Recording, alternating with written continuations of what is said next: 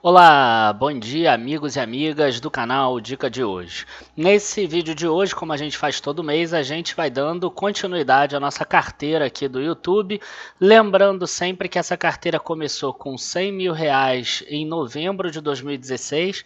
Ela recebe aportes de R$2 mil a cada mês que passa e não é uma recomendação. Tem ações aqui, inclusive, que eu não gosto mais, mas eu deixei na carteira com o único intuito de mostrar para vocês que mesmo que você erre em uma ou outra ação ao longo do tempo, você ainda assim consegue fazer dinheiro.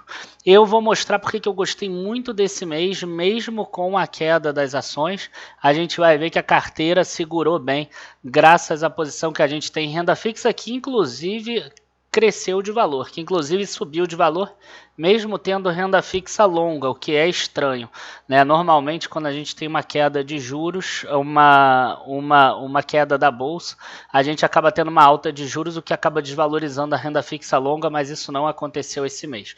Então, curtam o vídeo de hoje, se inscrevam no canal e logo depois da vinheta eu já vou começar com a parte da Itaúsa, que é uma das principais ações aqui dessa carteira e que reduziu o dividendo. Então a gente vai mostrar um pouquinho sobre isso.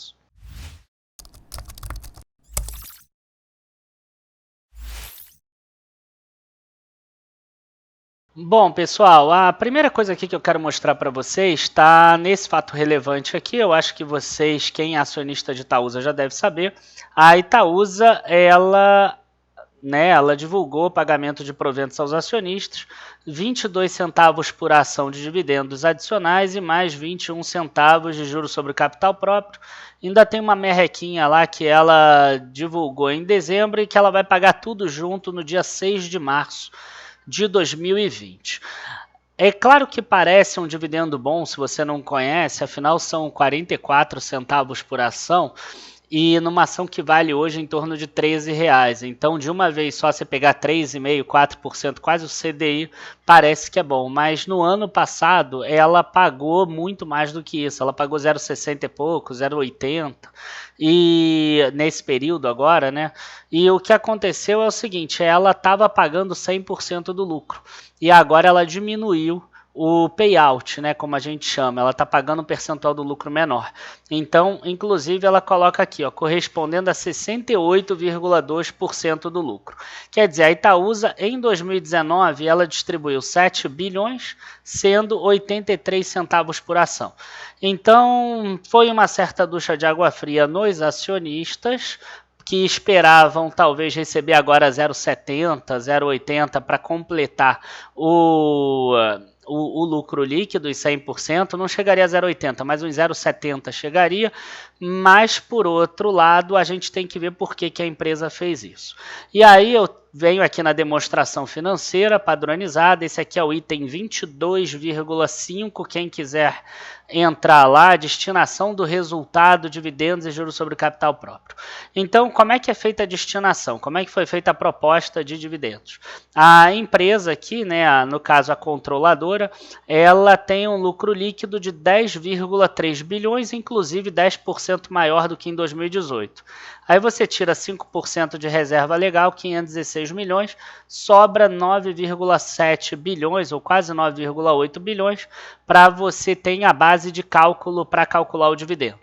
No estatuto, obriga um mínimo de 25%. Esse mínimo é 2,4%, que ela já tinha pago mais do que isso. Se ela quisesse, ela não podia pagar nada, inclusive. O mínimo ela já tinha distribuído ao longo de 2019. Aí o que ela resolveu? Ela resolveu, né, pagar aqui, né, ela já tinha pago 3,536 e já tinha pago 50 milhões de juros sobre o capital bruto. Os 50 milhões, inclusive, é esse aqui que eu chamei de merrequinho aqui, esse que não vale nem um centavo. Então, ao longo do ano, ela já tinha pago 3,5 bilhões.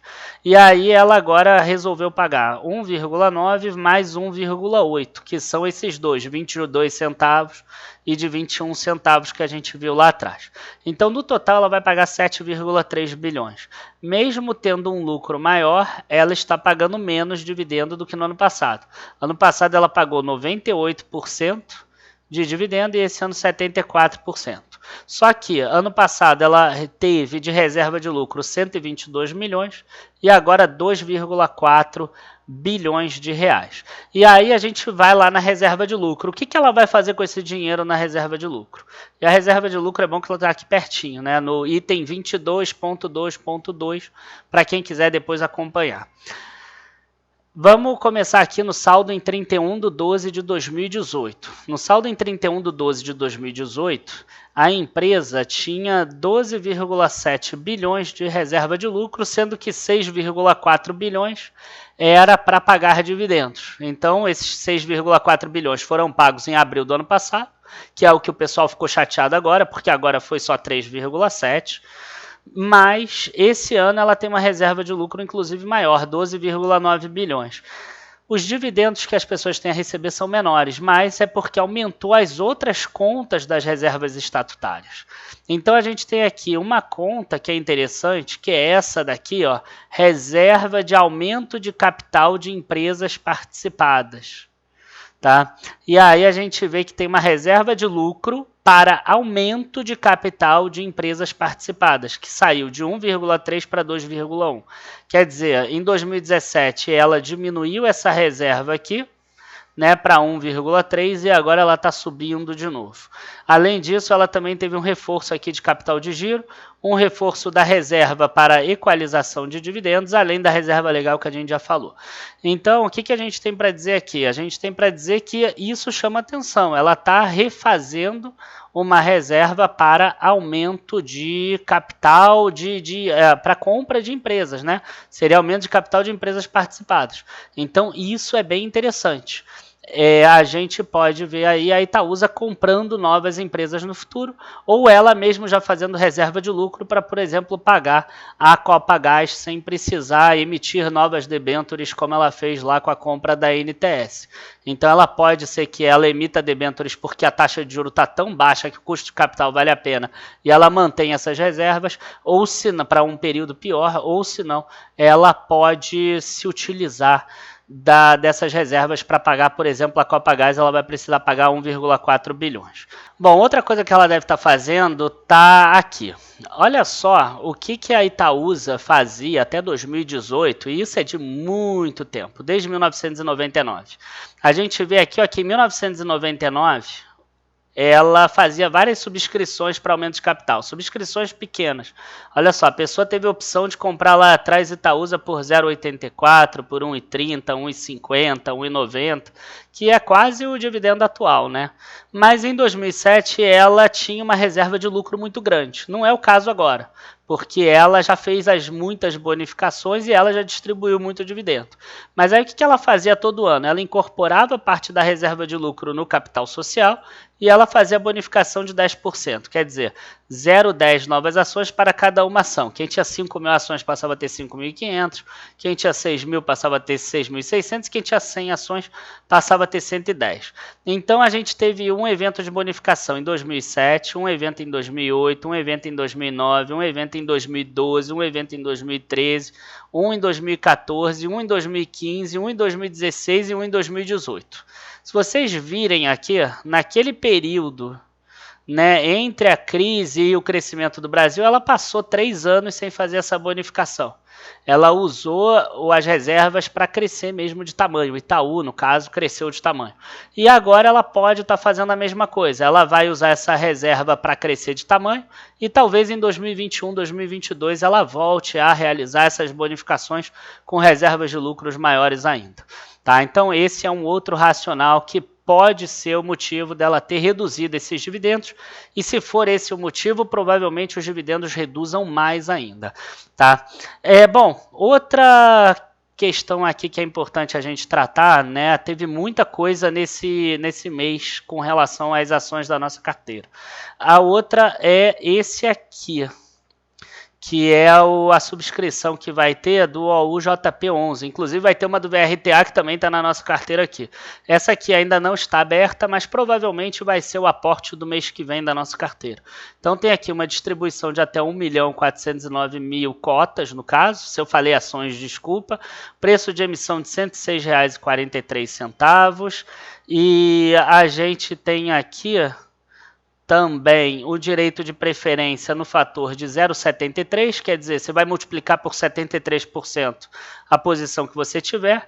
Quem subscreveu a preferência vai ter direito de subscrever para sobras, e o interessante, você vai ter opção que será permitido aos cotistas ceder a título oneroso ou gratuito, né, seu direito de preferência. Quer dizer, você vai poder vender o OU JP12 no mercado também, se você preferir, ou se você não tiver dinheiro para subscrever todas as cotas. Depois da queda atual, a cota não está com desconto tão grande, tá? R$ 106,43, hoje ela está negociando a R$ 111. Então, parte disso a gente pode ser que venda, parte disso a gente deve subscrever sempre para manter a quantidade da carteira. Acabei falando bastante, eu acho que o assunto da Itaúsa era importante, mas vamos lá para a nossa planilha agora. Vou tentar falar um pouco mais rápido da planilha, se é que vai ser possível, porque a gente teve hoje, nesse mês, olha, 9 dividendos ou juros sobre capital próprio na nossa planilha, né? A gente teve os 4 fundos imobiliários, além disso a gente teve esses 2 de Itaúsa, que eu tive que dividir aqui na planilha em dividendos e juros sobre capital próprio. A gente teve Petrobras, um pequeno, que inclusive é outra questão importante também, que a Petrobras, ela divulgou um dividendo de menos de 1 centavo para as ações preferenciais e grande, né, de 23 centavos para as ações ordinárias. Quando a gente pega o dividendo do ano todo, a gente vê que as preferenciais, até por ter preferência dos dividendos, elas receberam 93 centavos por ação, enquanto as ordinárias receberam 72 centavos. Não é normal isso acontecer, mas vira e mexe isso acontece com a Petrobras. No outro dividendo, ela pagou só para a preferencial 42 centavos e esse ela praticamente pagou só para as ordinárias os 23 centavos. Ano passado aconteceu algo similar, ela pagou 70 centavos para as preferenciais e 5 centavos para as ordinárias, por exemplo. Então, gente, agora sim eu compartilhei a tela, eu acho que eu não falei antes, então vou repetir aqui, ó, 9 dividendos ou juros sobre capital próprio. A gente vê aqui 4 dos fundos imobiliários, 2 da Itaúsa que eu tive que dividir aqui na tabela, Petrobras, Banco do Brasil e Klabin, tá? E aí a gente teve bastante rendimento, até porque, por exemplo, a Petrobras do mês passado ela pagou agora, ou a Klabin do outro trimestre, na verdade.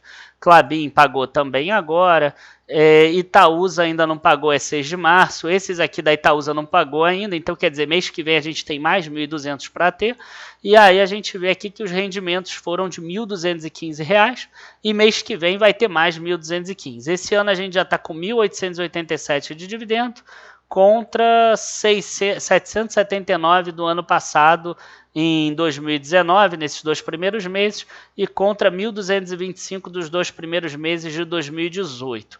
Se a gente pegar março, provavelmente março a gente deve perder no próximo mês, porque 2.124 consegui em março, porque a Itaúsa estava pagando 100% do lucro, que foi o que a gente explicou. Mas mesmo assim, eu espero conseguir que o total de rendimentos desse ano, no final, seja maior do que o total de rendimentos de 2019. Tá? Então, a gente vê aqui que em 2019 a gente teve 4 meses acima de R$ 1.000.